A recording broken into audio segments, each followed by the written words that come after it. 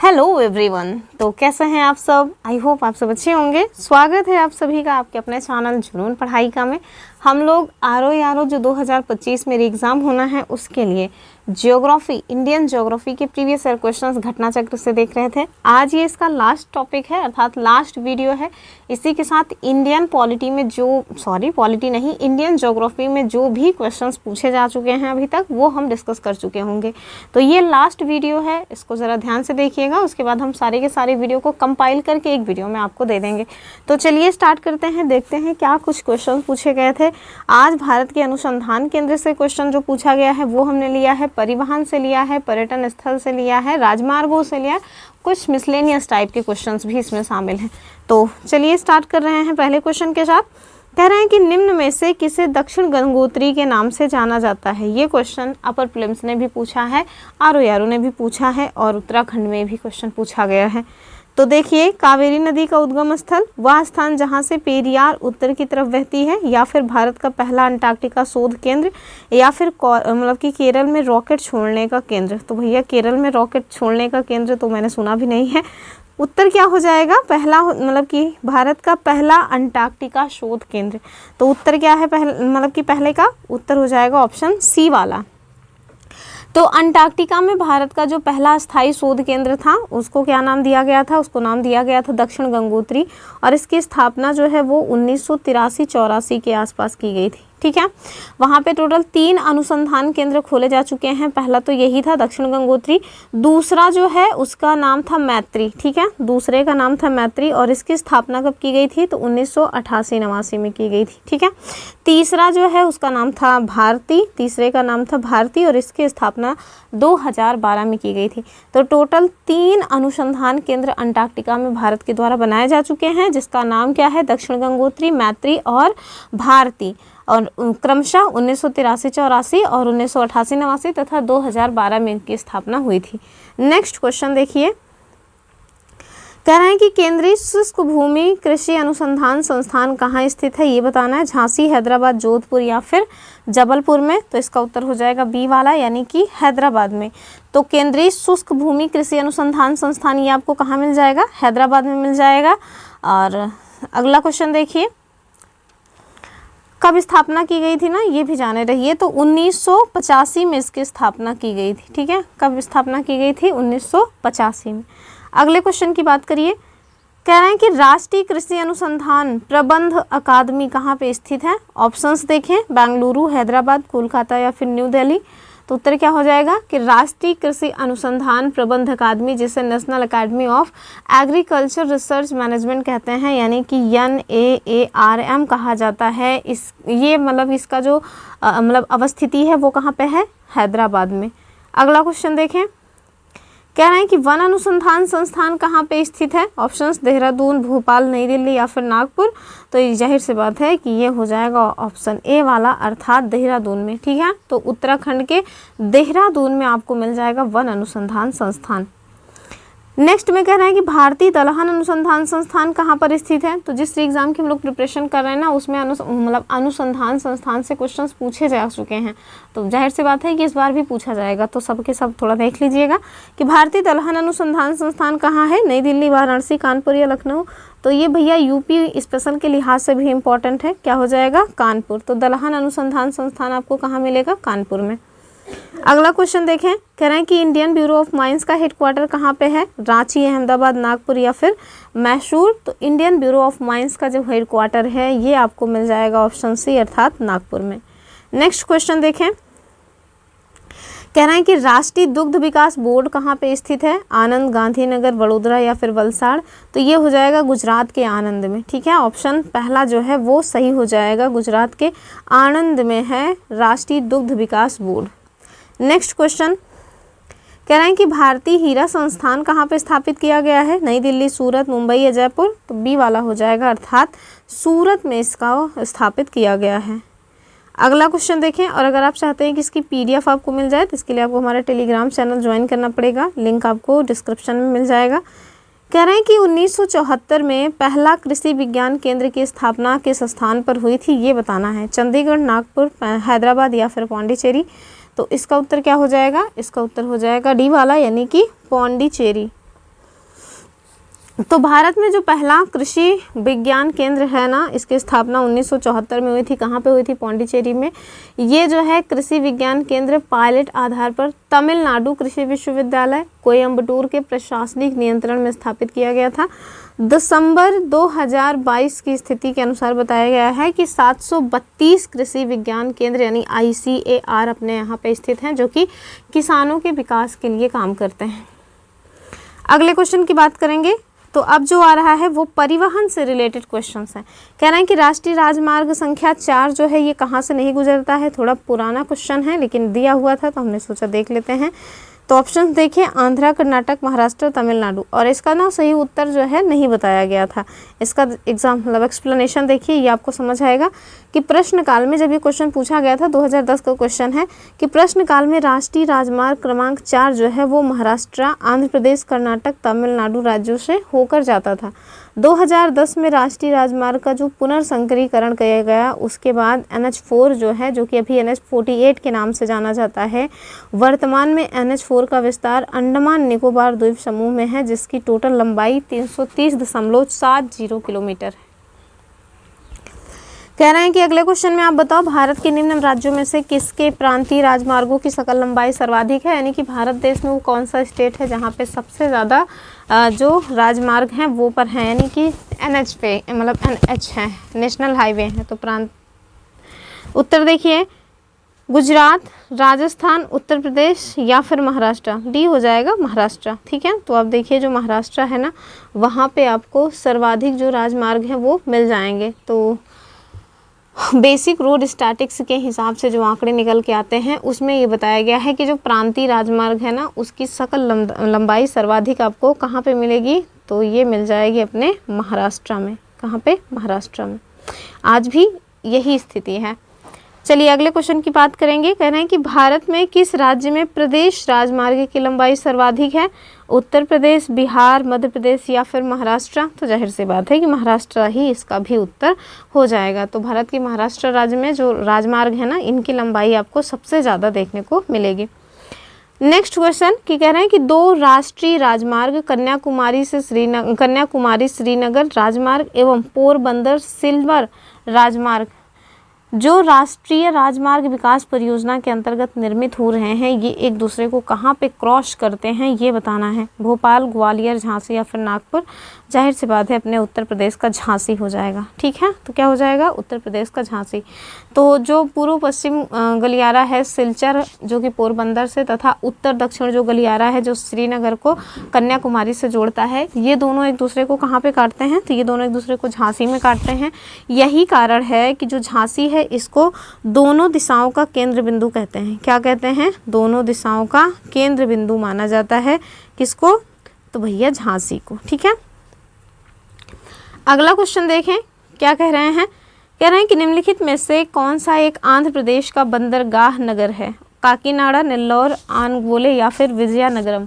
क्या हो जाएगा इसका? इसका जो सही उत्तर है वो मेरे ख्याल से तो काकीनाडा होना चाहिए था।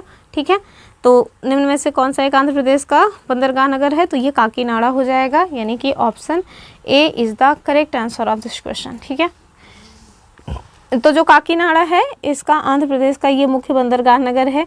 यह एंकरेज एवं डीप वाटर पोर्ट है। तो कोई पूछ लेना कि कैसा है, क्या छिछला पानी वाला है? नहीं भैया, डीप वाटर पोर्ट है। कैसा है? गहरे पानी वाला जो बंदरगाह है वो काकीनाडा है, डीप वाटर पोर्ट। अगला क्वेश्चन देखें। कहना है निम्नलिखित में से कौन सा तट कोच्चि बंदरगाह से संबंधित है? तो कोच्चि केरल के आसपास होना चाहिए ना। ऑप्शन देखें, मालाबार, कोंकण, कोरोमंडल या उत्तरी सरकार। तो कोच्चि तो मेरे ख्याल से केरल में ही है, तो जाहिर सी बात है कि उसी तट का आपको नाम बताना है जो केरल के आसपास हो। तो कोंकण तो भैया गोवा के पास है। कोरोमंडल देखिए उधर है, मतलब कि जो हमारा ईस्टर्न घाट है उस साइड, तमिलनाडु के तट को कहते हैं कोरोमंडल तट।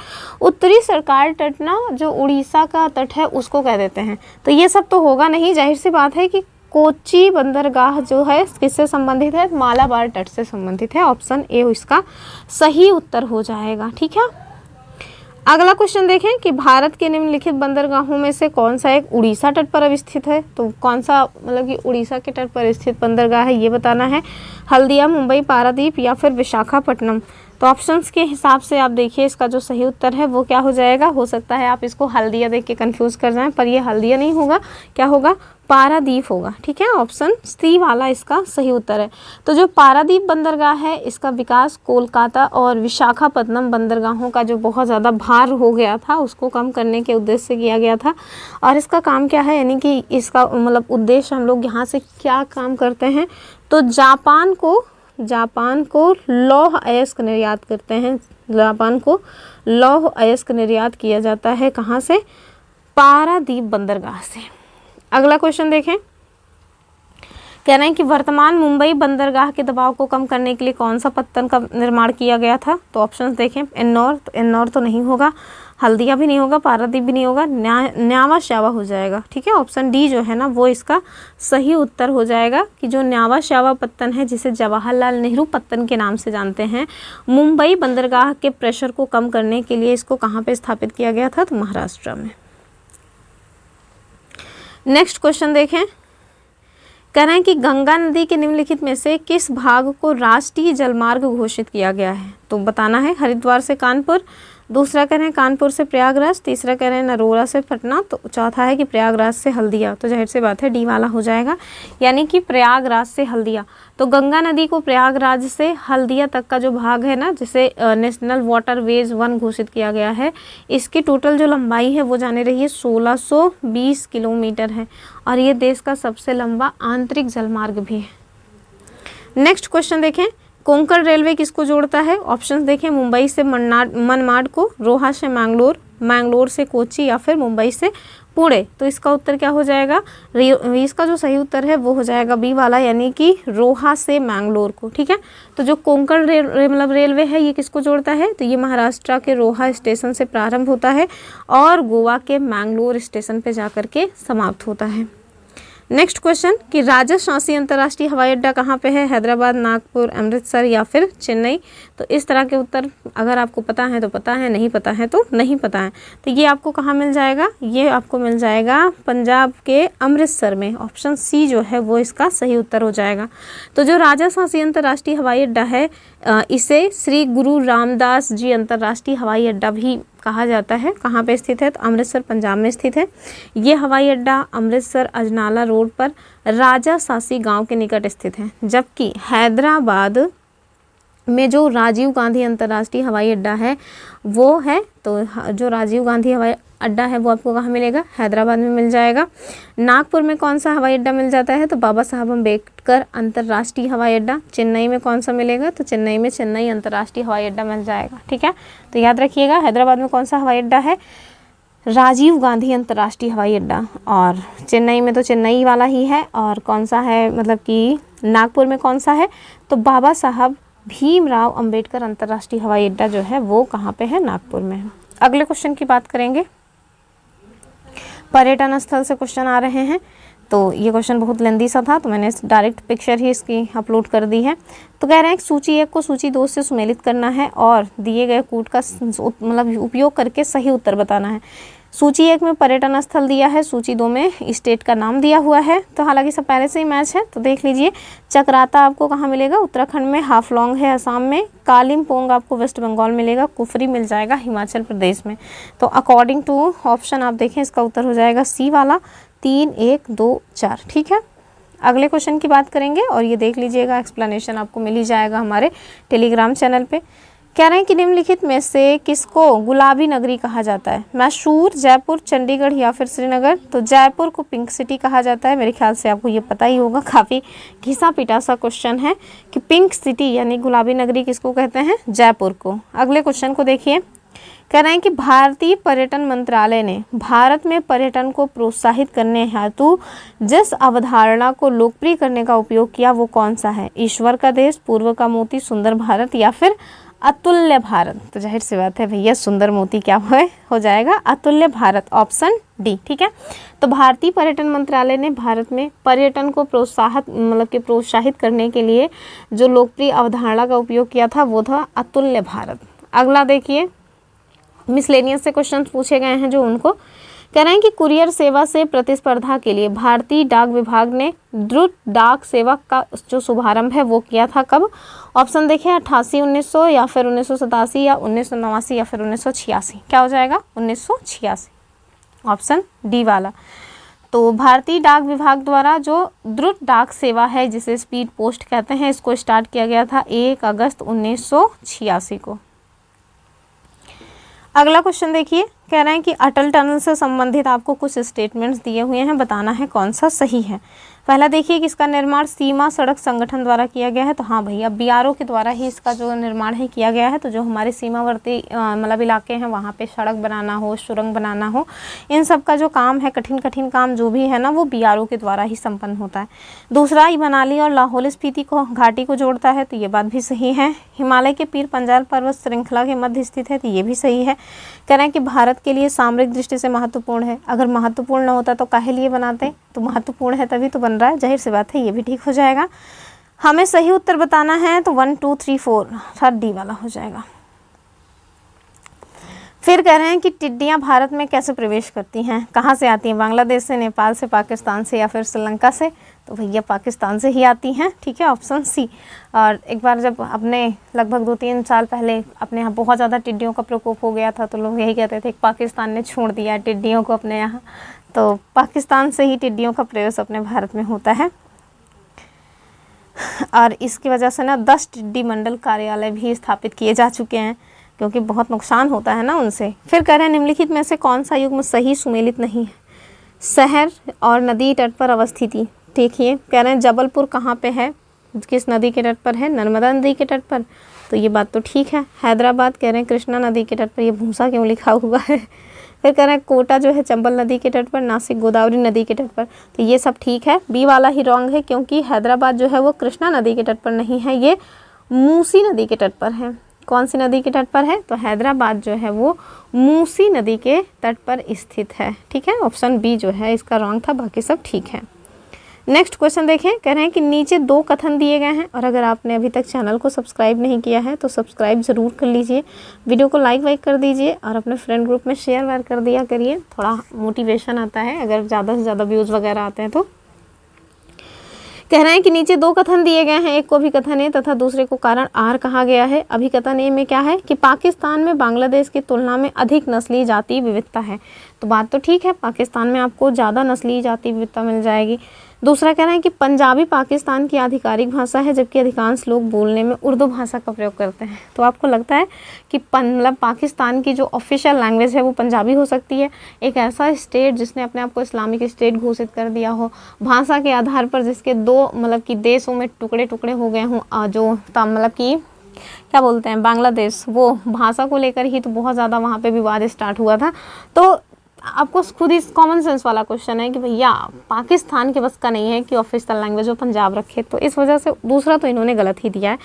इसका जो सही उत्तर है वो ये होगा कि ए सही है किंतु आर गलत है। देखिए कहाँ पे दिया गया है, ए सही है परंतु आर गलत है, देखिए सी में दिया है, ठीक है। ऑप्शन सी इसका सही उत्तर हो जाएगा कि पाकिस्तान में जो ऑफिशियल लैंग्वेज है भैया वो उर्दू है, ठीक है। पाकिस्तान में बांग्लादेश की तुलना में ज़्यादा जो मतलब कि जाति और नस्ली विविधता है, ये बात एकदम सही है।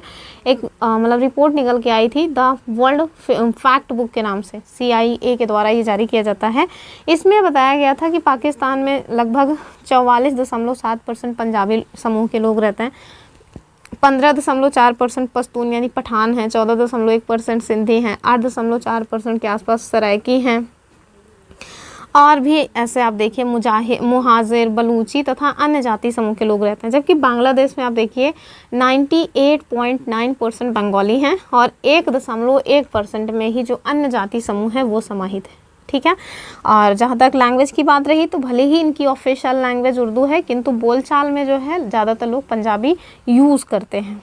चलिए अगले क्वेश्चन को देखिए, तो अगला क्वेश्चन होना चाहिए देखने के लिए। तो टोटल इतने ही क्वेश्चंस पूछे जा चुके हैं अभी तक, कहाँ से? तो हमारे जो इंडियन ज्योग्राफी है उससे। तो यही इसी के साथ ना आप देखिए कि हमने जितने भी इंडियन ज्योग्राफी में क्वेश्चन पूछे गए थे RO तथा 1-2 और अन्य एग्जाम के क्वेश्चन इसमें दिए गए थे, हमारे जो घटना चक्र का दिया हुआ है GS उसमें, ठीक है। तो हमने सारे के सारे क्वेश्चंस डिस्कस किए हैं।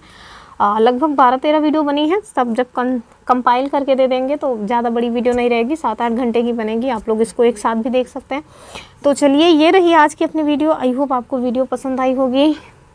तो फिर मिलेंगे अपनी अगली वीडियो में। इसी के साथ हम लोग देखेंगे कि लगभग हमारा जो पॉलिटी भी पूछा गया है ना वो भी समाप्ति होने वाला है, नॉट इवन ज्योग्राफी, पॉलिटी भी हम लोग समाप्ति करने वाले हैं। तो उसके बाद हम लोग हिस्ट्री समाप्त करेंगे। अभी हम लोग साइंस में जो मतलब कि घटना चक्र के नोट्स दिए ना, अब देखिए जो घटना चक्र है उसमें केवल प्रीवियस ईयर क्वेश्चन नहीं दिए, प्रीवियस ईयर क्वेश्चन के जस्ट बगल में नोट्स भी उनके द्वारा प्रोवाइड कराए गए हैं। तो अभी हम लोग साइंस के नोट्स डिस्कस कर रहे हैं। अगर आप लोग उसके साथ नहीं जुड़े हैं तो उसके साथ ज़रूर जुड़िए, सब काम की ही चीज़ें हैं। घटना चक्र बहुत ही अच्छी बुक है, उसमें क्वेश्चन डायरेक्ट इनडायरेक्ट बनते ही रहे हैं, आगे भी बनेंगे ही। तो चलिए फिर मिलेंगे अपनी अगली वीडियो में। लाइक शेयर और सब्सक्राइब कर ही लीजिएगा। तब तक के लिए नमस्कार एंड जय हिंद।